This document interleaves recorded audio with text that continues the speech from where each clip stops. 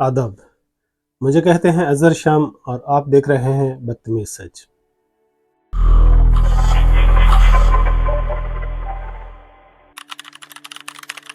नाजरीन, आज के बदतमीज सच का जो टॉपिक है वो है पाक और हिंद की भड़कें और अरब के मजदूर। यकीनन आप समझ गए होंगे कि आज मेरा बात करने का क्या टॉपिक है। अगर आपको ये बातें अच्छी नहीं लगती हैं तो आप अभी वीडियो को स्किप कर सकते हैं, लेकिन इसमें एक ख़ास मैं सच बयान करने जा रहा हूँ और उस सच को मैं तल्ख अंदाज में बयान कर रहा हूँ। बहुत सारे लोगों को ये बहुत ही बुरा लगेगा, लेकिन सच तो बदतमीज़ ही होता है। नाजरीन, पाकिस्तान और भारत की जो रियासती सियासत और हुकूमती बयानिए हैं एक अजीब तज़ाद का शिकार है, जहाँ दोनों ममालिक दिन रात तरक्की, ताकत, कामयाबी और आलमी सतह पर विन करने के दावे करते हैं। वो हकीकत में ऐसा कुछ नहीं है, मगर अगर ज़मीनी हकीकत देखी जाए तो इन दावों की बुनियाद रेत पर खड़ी इमारत की मानिंद है। हकीकत ये है कि पाकिस्तान और भारत एक बहुत ही बड़ी आबादी जो करोड़ों में है, अरबों में है, अपने ही ममालिक में बाइज़्ज़त रोज़गार कमाने से कासिर है।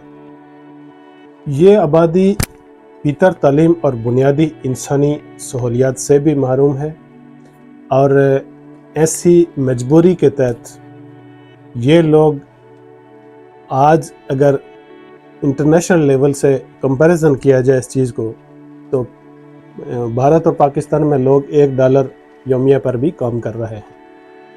तो मेरे भाइयों,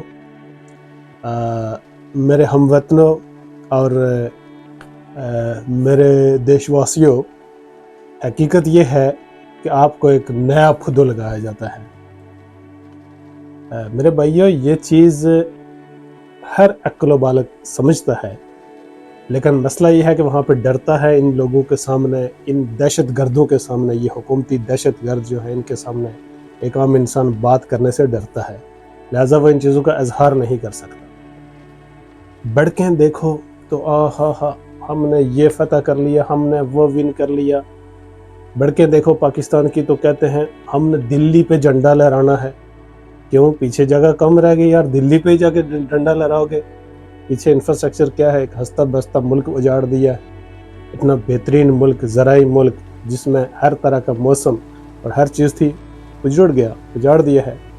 फिर इंडिया में भी एक शही चढ़ी हुई है अभी हुकूमत को, मोदी की गवर्नमेंट को, कि हमने हिंदू राष्ट्र बनाना है, हमने ये करना है। क्या उससे पहले जो है वहाँ पे हिंदू थे, क्या वो इंसान नहीं थे? वो नहीं रहे थे? क्या उनके पास मुल्क नहीं था? हिंदुस्तान नहीं था उनके पास?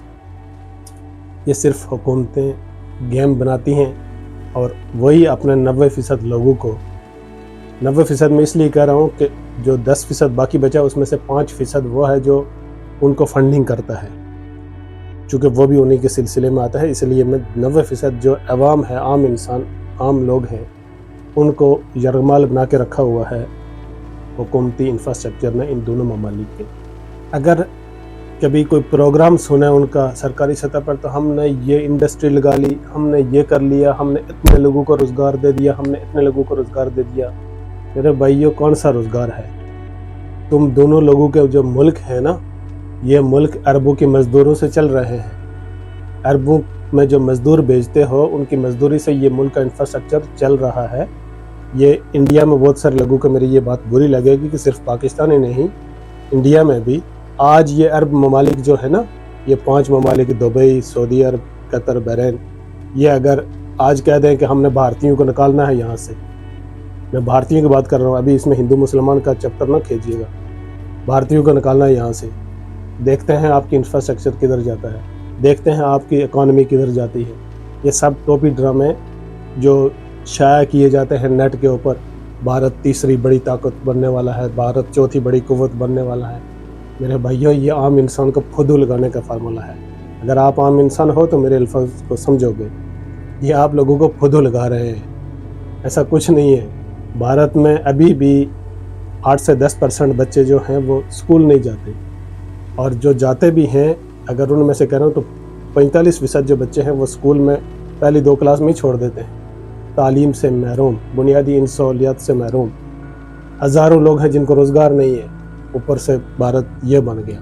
اور یہ بھی ایک سٹرکچر بچا جاتا ہے، پاکستان میں بھی کچھ لوگ بھارت میں یہ ہو گیا، بھارت پتہ نہیں کہاں تک پہنچ گیا، ایسا کچھ نہیں ہے بھائی، بھارت ہو یا پاکستان، پھر بھارت میں جو لوگوں کو پاکستان کے بارے میں سکھایا جاتا ہے، یار پاکستان تو بالکل ختم ہو گیا، غرق ہو گیا، سب کچھ مٹ گیا، سب کچھ ایسا ہو گیا، یہ بھی ایسا بھی نہیں ہے کچھ، یہ ایک خاص میڈیا کی پالیسیز ہیں جو دونوں اطراف کے لوگوں کو ایک خاص پلاننگ کے تحت ذہن سازی کرتی ہیں تاکہ انہیں ایک اور دائرے میں تقسیم کیا جائے۔ تو ایک دائرہ جو کہتا ہے، پاکستان کی بات کریں تو پاکستان میں رہنے والا ایک جو کہتا ہے کہ نہیں پاکستان ہی سب کچھ ہے، ہم تو بڑا ہم انڈیا سے اتنے آگے ہیں کہ کل اس کو کچل کے نکل جائیں گے۔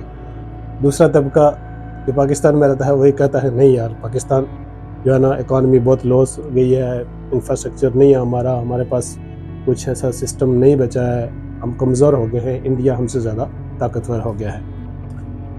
اب انڈیا کی طرف چلتے ہیں۔ انڈیا میں ایک طبقہ ہے جس کو ابھی بھی پتہ ہے کہ پاکستان اس پاور میں ہے کہ وہ کبھی بھی بھارت پہ اٹیک کر سکتا ہے، تو یہ وہ حقیقت یا اندرون رول سے واقف ہوتے ہیں۔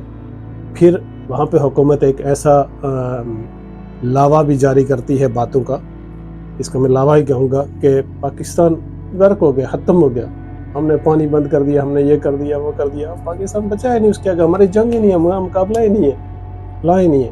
اب میں جنگوں یا کسی چیز کو پرموٹ نہیں کرتا یا کسی ایک ملک کو سپورٹ نہیں کرتا، میں یہاں پہ سپورٹ کر رہا ہوں ملکوں کے 90% ان باشندوں کو جو بیچارے روزی روٹی کے سلسلے میں اس میں سے ایک بہت بڑی تعداد جو ہے وہ عرب ملکوں میں جاتی ہے، اور عرب ملکوں کی گرمی میں اپنا خون پسینہ بہا کر وہاں سے اپنے بچوں کے لیے 2 وقت کی روزی روٹی مہیا کرتی ہے۔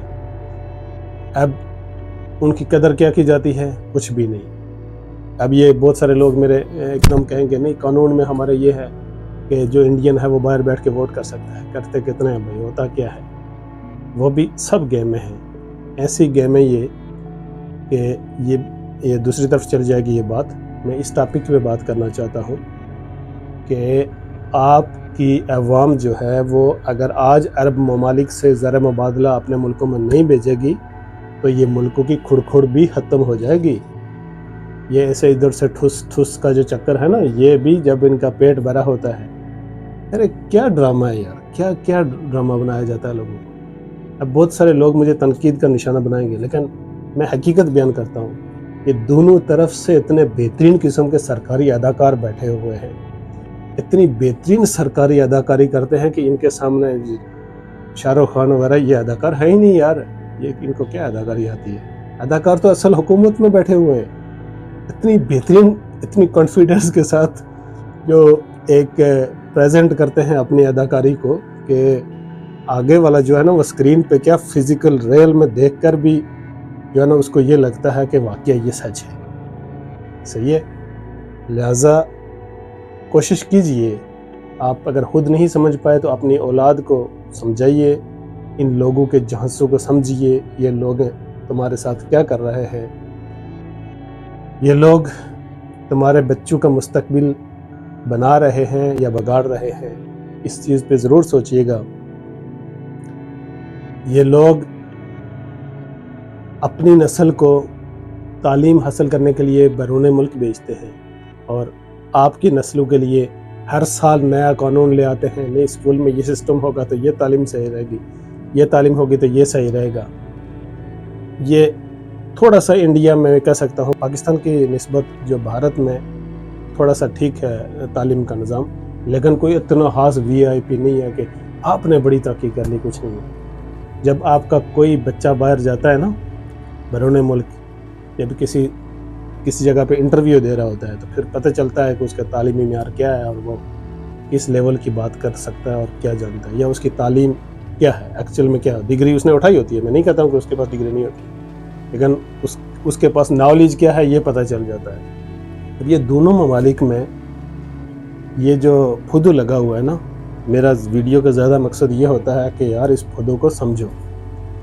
وہاں پہ जिसके पास थोड़ी सी हैसियत होती है या पैसा आ जाता है वो इस खुदू को समझता है, लेकिन वो मुल्क छोड़ के भाग जाता है। लेकिन हर एक मुल्क छोड़ के नहीं भाग सकता, गरीब दुनिया है वहाँ पे। एक तो तकसीम से पहले से वो लुटा हुआ मुल्क है, तकसीम के बाद लुटेरे दो हिस्सों में बट गए, उन्होंने फिर अलग अलग तरीके से लूटना शुरू किया, फिर आज कई तरीक़ों से लूट रहे हैं। तो लुटे हुए मुल्क में लूटी हुई अवाम जो है ना, वो क्या करेगी? वो खुदकुशियों पे उतर आएगी। वो खुदकुशी से आगे उनके पास कुछ रास्ता तो है नहीं, क्या करेंगे वो? तो ये है सच। लिहाजा आज भी मैं ये कहता हूँ कि जो पीछे लोग हो भारत और पाकिस्तान में रहने वाले, वो अरब दुनिया में जो मज़दूर हैं ना, इनकी कदर किया करो। ये मज़दूर ही तुम्हारे मुल्क को चला रहे हैं भाई। ये मज़दूर जिस दिन यहाँ से निकल गए, उस दिन ये खुड़क शुड़क तुम्हारे दीन धर्म बड़म पड़म सब कुछ खुश हो जाएगा। याद रखो, मैं कहीं इन ममालिक की कोई तरफदारी नहीं कर रहा हूँ, वहाँ पे भी गैर इंसानी सलूक किए जाते हैं, हुकूक नहीं दिए जाते। ये लोग ऐसे लोग भी हैं जो पूरा दिन काम करते हैं, उनको शाम को मजदूरी नहीं दी जाती। सही है, ये अरब मुल्कों की बात कर रहा हूँ, लेकिन उसके बावजूद वो लोग वहाँ पे ज़िंदा रहते हैं, 4 पैसे कमा के, ये तकलीफ़ें बर्दाश्त करके वहाँ पे 4 पैसे कमा के उन ममालिक में भेजते हैं कि हमारी नस्ल आबाद रहे, हमारे बीवी बच्चे ज़िंदा रहें। अब आगे जो है वो एक दफ़ा बड़ा कह देते हैं हमारा बाहर से सरमाया आता है, ये वो थोड़ी सी ये बात करके उनको खुश कर देते हैं। फिर वो क्यों? ताकि उनको पता चले कि ये बेचते रहे, ये हुकूमती लोगों की बात कर रहा हूँ। फिर वो सरमाया डिजिटल तरीके से कन्वर्ट करके इनके बैंकों में और ममालिक के बैंकों में जाता है। और ये लोग जो हुकूमत में आने वाले लोग हैं, डोंकीज़ में जिनको बोलता हूँ, यूँ सारे नहीं लेकिन कई डोंकीज़ होते हैं, बस उनको हुकूमत में आने का क्या स्ट्रक्चर होता है कि उन्होंने खूब उठाया होता है, जिसकी वजह से वो हुकूमत में आ जाते हैं, उस लेवल में आ जाते हैं। वो क्या करते हैं कि वो इन लोगों के साथ खेलते हैं और इनकी नस्ल को बद से बदतर ज़िंदगी में धकेल कर अपनी नस्ल को आगे ले जा रहे हैं। आखिरकार पाकिस्तान और भारत दोनों में असल मसला तरक्की का फुकदान नहीं, बल्कि इंसाफ, शऊर और जवाबदेही की जो कमी है, इसकी वजह से ये कुछ हो रहा है। जब तक अवाम ये समझने से कासिर रहेंगे कि इनकी मेहनत से हासिल होने वाला सरमाया किस तरह चंद महसूस तबकात की आसाइशों पर खर्च हो रहा है, और जब तक वो तरक्की को सिर्फ मिसाइल बनाने और इमारतें बनाने बड़ी बड़ी और नारों के बजाय इंसानी ज़िंदगी के मेयार से नहीं नापेंगे, तब तक ये निज़ाम इसी तरह चलता रहेगा। यहाँ रियासत फ़ख्र बेचती रहेगी, अशराफिया फ़ायदा उठाती रहेगी और आम इंसान अरब की रेत में पसीना बहाकर अपने ही मुल्क की नाकामियों का बोझ उठाता रहेगा। तो मेरे देशवासियों, अगर ये बात आपको समझ आ गई हो तो एक कमेंट्स ज़रूर छोड़िएगा।